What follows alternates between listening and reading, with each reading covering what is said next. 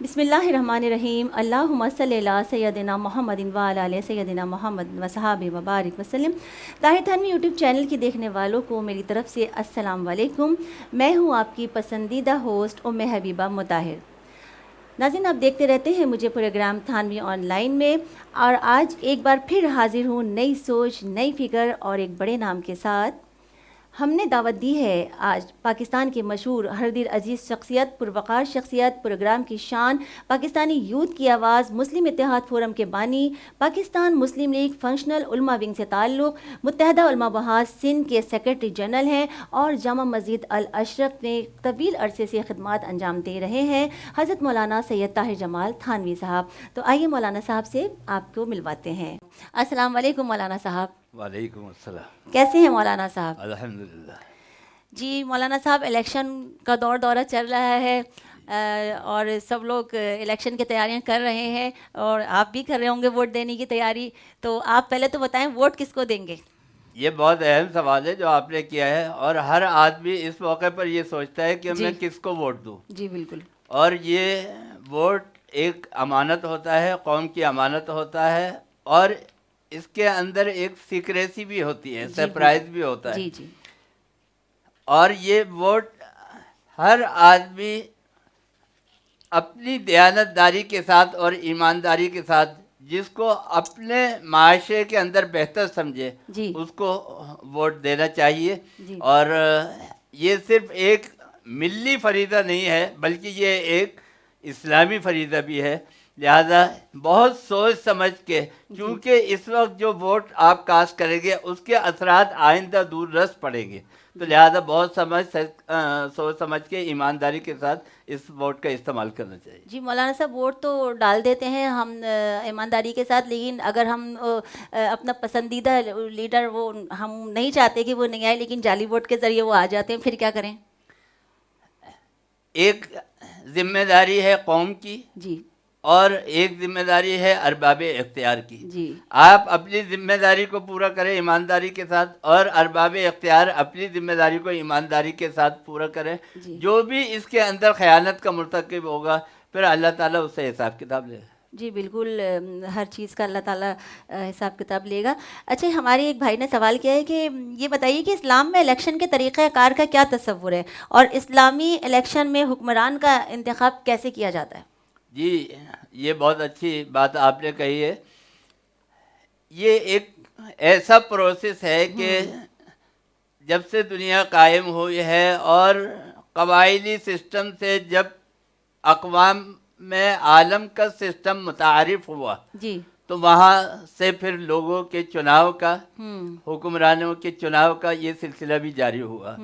ہر دور میں وہاں کے اپنے تہذیب و تمدن کے لحاظ سے چناؤ ہوتے رہے، جی جی اس کے مختلف طریقہ کار تھے، جی لیکن جب سرکار دو عالم صلی اللہ علیہ وسلم آئے تو انبیاء کا چناؤ کرتا ہے اللہ تعالیٰ، جی بالکل۔ اور انبیاء کے بعد پھر حضور اکرم صلی اللہ علیہ وسلم کے بعد جو چناؤ ہوا تو وہاں پہ شورائیت کا طریقہ جو تھا وہ اختیار کیا گیا۔ ہمارے یہاں چونکہ جمہوریت ہے، پارلیمانی نظام ہے، جی تو ہم اکثریت کی بنیاد کے اوپر فیصلہ کرتے ہیں، لیکن ہم کسی چیز کو تولتے نہیں ہیں۔ علامہ اقبال نے بڑی اچھی بات کہی، یہ راز ایک مرد فرنگی نے کیا فاش، ہر چند کے دانا اسے کھولا نہیں کرتے۔ یعنی یہ ایسا راز ہے کہ لوگ بتاتے نہیں ہیں اس کو، لیکن ایک مغربی شخص نے بتایا، یہ راز ایک مرد فرنگی نے کیا فاش، ہر چند کے دانا اسے کھولا نہیں کرتے۔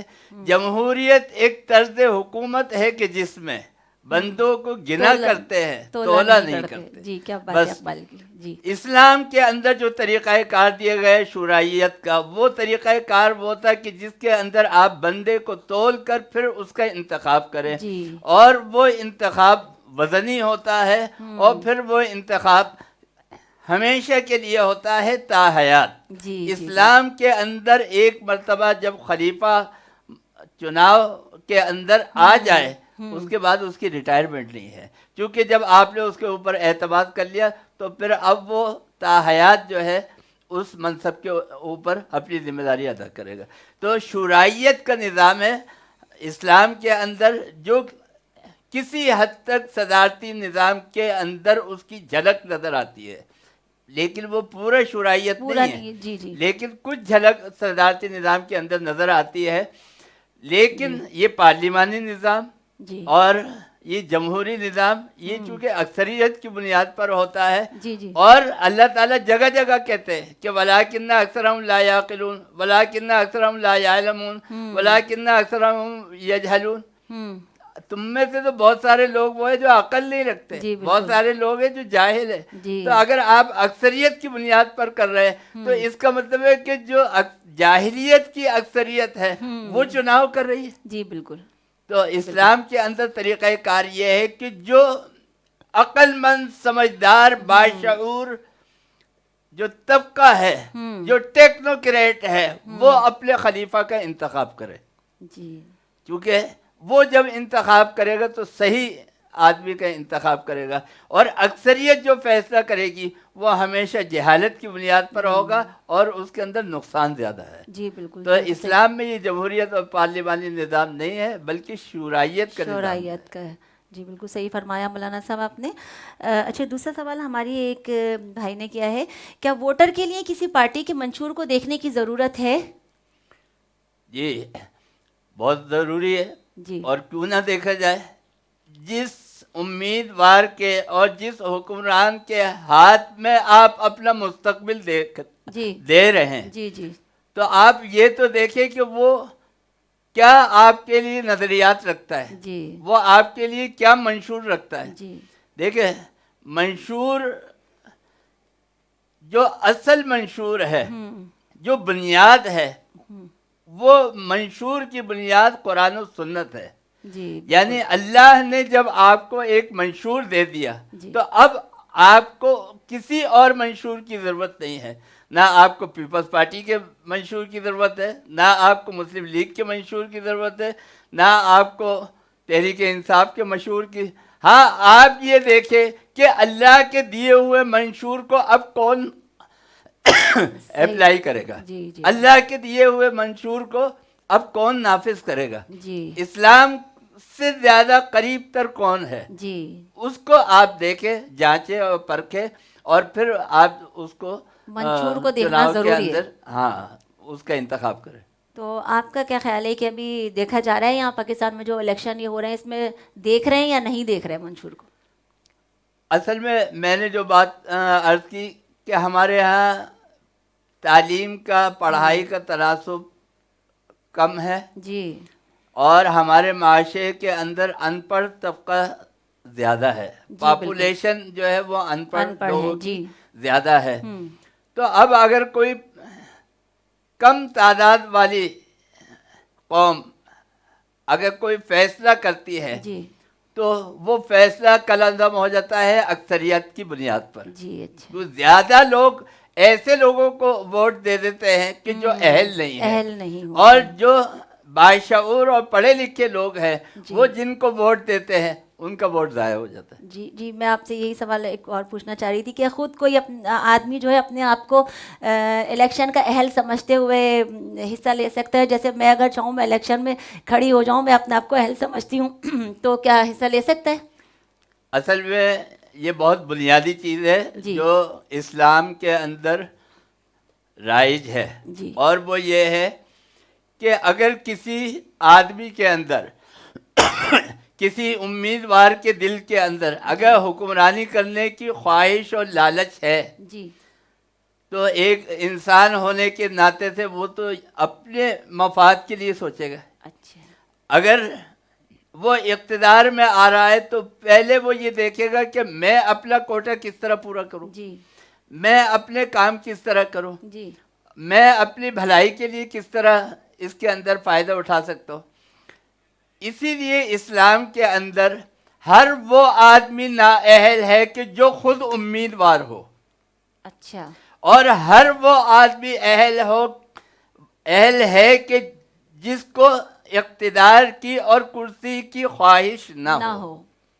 جی کیوں؟ اس لیے کہ آپ غیر جانبدار اس وقت ہو سکتے ہیں کہ میں آپ کا انتخاب کروں, میں آپ کو کھڑا کروں کہ آپ ہمارے کام کرنے کے لیے اپنی خدمات جو ہے وہ پیش کر دیں. جی بالکل. تو پھر آپ غیر جانبدار ہو کر کام کر سکتے ہیں. لیکن اگر میرے اندر لالچ ہے اور میرے اندر خواہش ہے تو پھر میں اپنے مفادات کے لیے کام کروں گا, قوم کی بھلائی کے لیے کام نہیں کروں گا. لہذا ہر وہ شخص کہ جو اپنا مفاد جو سوچتا ہے وہ اپنا اہل نہیں ہے. مفاد اپنی خواہش رکھتا ہو جی وہ اس کے لیے نااہل ہے. اسلام کی روح سے شرعاً وہ اس کا اہل نہیں ہے. اسی لیے جتنے بھی خلفاء کا انتخاب ہوا ہے حضور اکرم صلی اللہ علیہ وسلم کے بعد وہ مسلمانوں نے کیا ہے, صحابہ کرام نے کیا ہے. کوئی بھی خلیفہ اپنی مرضی سے کھڑا نہیں ہوا اقتدار کے لیے. جی وہی طریقہ جو ہے وہ آج ہمیں اڈاپٹ کرنا چاہیے, اسی میں قوم کی خیر و بھلائی. بالکل بالکل ہمیں وہی طریقہ اڈاپٹ کرنا چاہیے. جی مولانا صاحب, ہماری ایک بہن نے سوال کیا ہے, کیا ووٹ ڈالنا شرعن جائز ہے؟ مطلب شرعن لازمی اور ضروری ہے, لازمی ہمیں ڈالنا چاہیے ووٹ, اور عام آدمی کس کو ووٹ دے؟ جیسے کہ اب آپ حالات دیکھ رہے ہیں ملک کے, تو ہماری سمجھ میں نہیں آتا ہم ووٹ کس کو دیں, تو یہ بتائیے آپ. ان حالات میں تو ووٹ دینا اور زیادہ ضروری ہو گیا ہے. جی اور یہ شرعاً بھی ضروری ہے, لازمی فریضہ ہے جو بحیثیت قوم کے ایک فرد کے آپ کو ادا کرنا ہے. جی کیونکہ کبھی کبھی آپ کا ووٹ جو ہے کاسٹنگ ووٹ ہو جاتا ہے. یعنی اگر 100 ووٹ ایک آدمی کو ملے ہیں اور 100 ووٹ دوسرے آدمی کو ملے ہیں, تو اگر آپ نے اچھے آدمی کو ووٹ دے دیا تو وہ ایک ووٹ سے اچھا آدمی جیت جائے گا. لیکن اگر آپ نے ووٹ نہیں دیا اور کسی ایسے کو ووٹ پڑ گیا کہ جو اس کا اہل نہیں ہے, تو وہ پھر قوم کے لیے نقصان دہ ہوگا. تو ووٹ ڈالنا جو ہے یہ شرعاً لازمی اور ضروری ہے. لیکن بعض حالات میں جب آپ دیکھیں کہ ایسی صورتحال پیدا ہو گئی ہے کہ آپ کو یہ فیصلہ مشکل پڑ رہا ہے, کرنا مشکل ہو رہا ہے کہ کس کو ووٹ دیا جائے. یہاں تو ہر شاخ پہ الو بیٹھا ہے, انجام گلستہ کیا ہوگا, وہ والی کیفیت ہو رہی ہے کہ سارے الو ہیں. تو اب آپ کس کو ووٹ دیں؟ تو تاریخ ہمیں یہ بتاتی ہے حضرت امام حسین رضی اللہ تعالیٰ عنہ کے دور میں کہ جب خلیفہ کا انتخاب ہو رہا تھا اور حضرت امام حسین رضی اللہ تعالیٰ عنہ نے اس بات کی ضرورت کو محسوس کیا کہ میرے ووٹ سے کہیں کوئی ایسا آدمی نہ آ جائے کہ جو اس کا اہل نہ ہو, تو اس کا وبال میرے اوپر ہوگا, اس کا گناہ جو ہے وہ میرے اوپر ہوگا. تو ایسے حالات میں بعض اوقات ایسی صورتحال بن جاتی ہے کہ آپ دیکھتے ہیں کہ یہاں تو گندی گندے, تو اس میں آپ کے پاس ایک آپشن یہ ہوتا ہے کہ نہ آپ کسی ایک کو ووٹ دیں, نہ آپ کسی دوسرے کو ووٹ دیں, بلکہ اپنے ووٹ کو محفوظ کر لیں. یعنی آپ غیر جانبدار ہو جائے. اس وقت میں آپ الگ اس پروسیس سے ہو جائے اور اپنا ووٹ جو ہے وہ کاسٹ نہ کرے, تاکہ کسی غلط آدمی کے آنے کے اندر, اس کے اقتدار کے اندر آنے میں آپ کا حصہ نہ پڑ جائے. تو اس وقت میں آپ جب یہ صورتحال دیکھیں تو آپ اس پروسیس سے الگ ہو کے غیر جانبدار ہو سکتے ہیں. لیکن ہاں, ایسی صورتحال میں ایک آپشن آپ کے پاس یہ بھی ہوتا ہے کہ اچھا آدمی تو نہیں ہے جو قرآن و سنت کے چاہنے والے لوگوں میں سے ہو, لیکن ہاں ان لوگوں میں کہ جو کم اچھے ہیں ان کو ووٹ دے کر آپ اپنے فریضے کو ادا کر سکتے ہیں.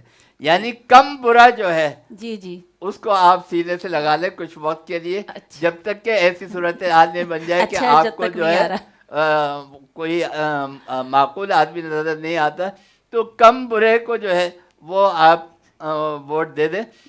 لیکن اگر بالکل ایسا ہے کہ جس کو ووٹ ڈالنے سے قوم کے لیے نقصان کا باعث ہوگا, تو پھر آپ نیوٹرل, اگر ہمیں کوئی معقول نظر نہ آئے پھر آپ اس پروسیس سے الگ ہو جائے اور نیوٹرل ہو کے. ٹھیک ہے, بہت اچھا جواب دیا مولانا صاحب نے. اچھا, ایک ہماری بہن نے سوال کیا ہے, کیا اسلام میں عورت کی حکمرانی جائز ہے؟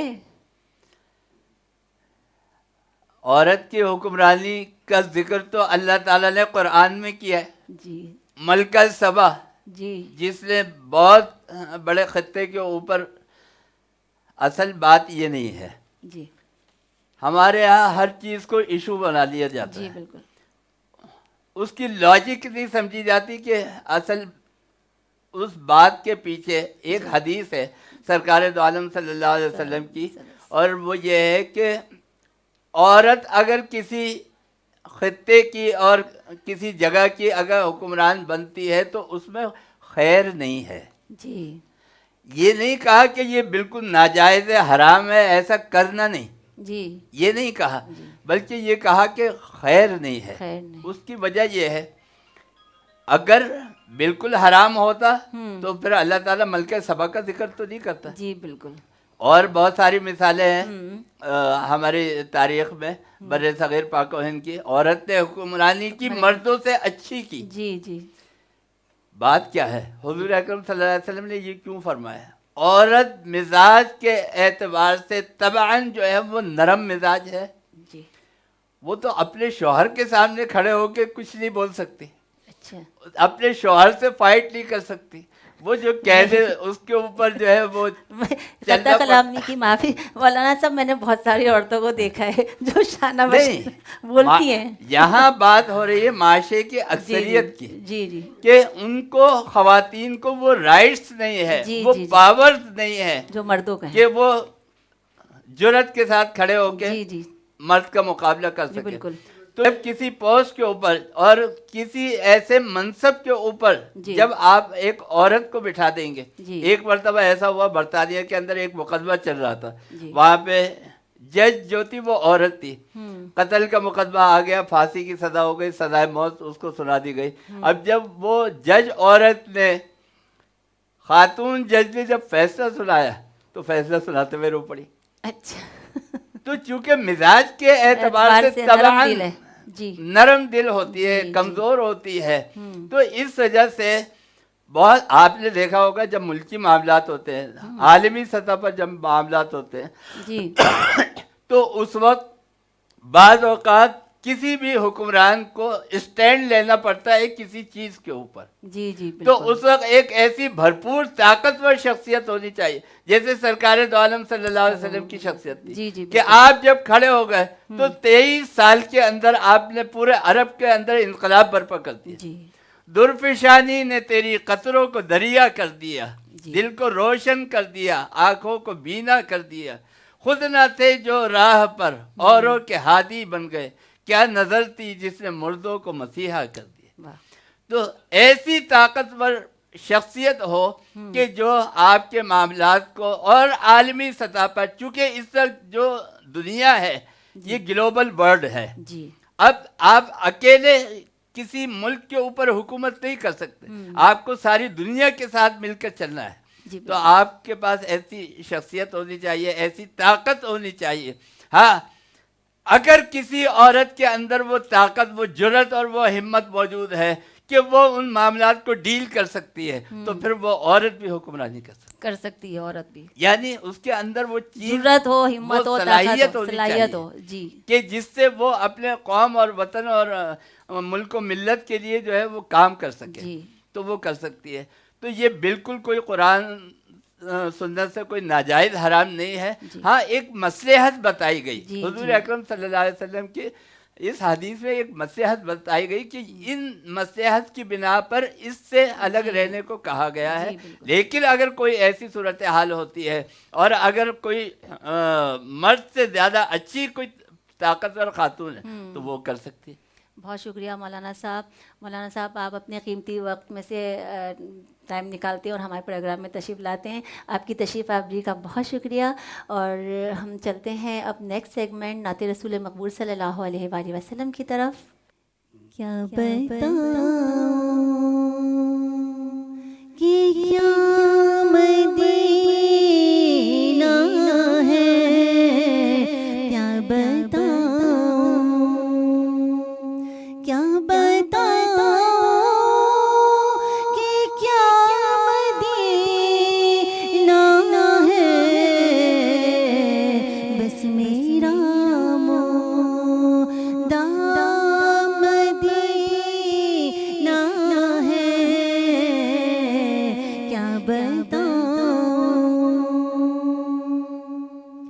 اٹھ کے جاؤ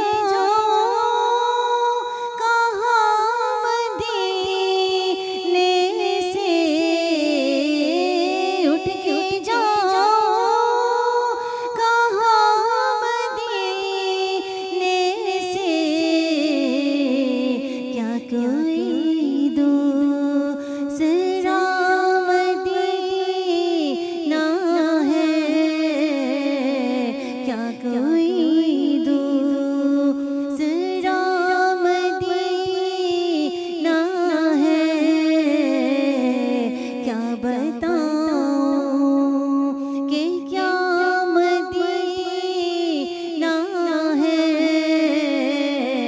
بس میرا مودہ مدینہ ہے،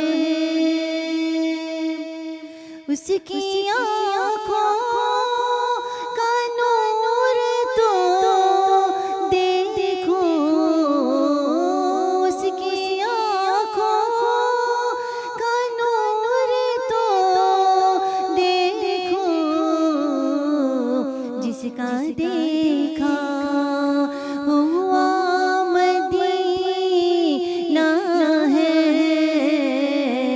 جس کا دیکھا ہوا مدینہ ہے، کیا بتاؤں کہ کیا مدینہ ہے، بس میرا